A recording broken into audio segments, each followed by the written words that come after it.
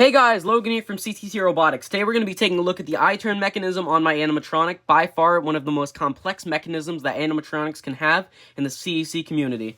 Last episode we took a look at the jaw lever, which was fairly simple, but once you get into the I-turn, that's where things start to take a turn. So let's zoom in a little bit and take a look. So starting off with the first component to the I-turn is this cylinder. You pump air into one side, the rod extends. You pump air into this side, it retracts. It's held onto the frame with this little metal bracket. Try to focus the camera here. Yeah, this bracket. And a rod goes through to hold it in place. Goes right through the end of the cylinder. Now on the other side of the cylinder, we have, this is what this is called, is a clevis. We have this clevis here. It's a small piece that has a little rod through it, almost like this, but it attaches to the end of the cylinder. When the cylinder extends, the clevis attaches to this thing, which is called a linkage, that links the clevis to the eye. So as you can see, when it extends, it will move the eye in one direction. Now, this is where things get complicated. To make it go in both directions, like this, you need the spring. Now this spring is really complicated, so bear with me here.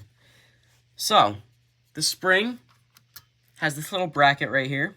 It attaches to it to hold it onto the frame, and it also has, like I said, the springs and a spacer. We talked about that in the last video. I suggest you go watch that if you haven't already seen it. It explains probably a lot that will help you out with this one.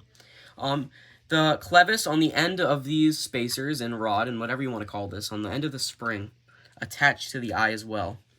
So, when the cylinder extends, it also extends the spring. And when you let go, it comes back. And then when it retracts, it pushes it in the opposite direction by extending that spring. So as you can see, the spring goes up, spring goes down, depending on the direction of the eye. The default position for this guy, the cylinder, will always be around, I want to say, maybe 40% extended, so that it has enough wiggle room to go in this direction with the spring and that direction. So, yeah, and then there's also this piece here. Now, what's holding the eyes in place is this piece right here. It's called a fish-eye joint. A lot of people call it different things. They call it eye holders, whatever. It holds the eyes in place. So the eyes just slip through that, and then the linkages are attached.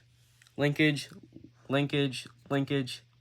And once the linkages are attached, everything begins to work.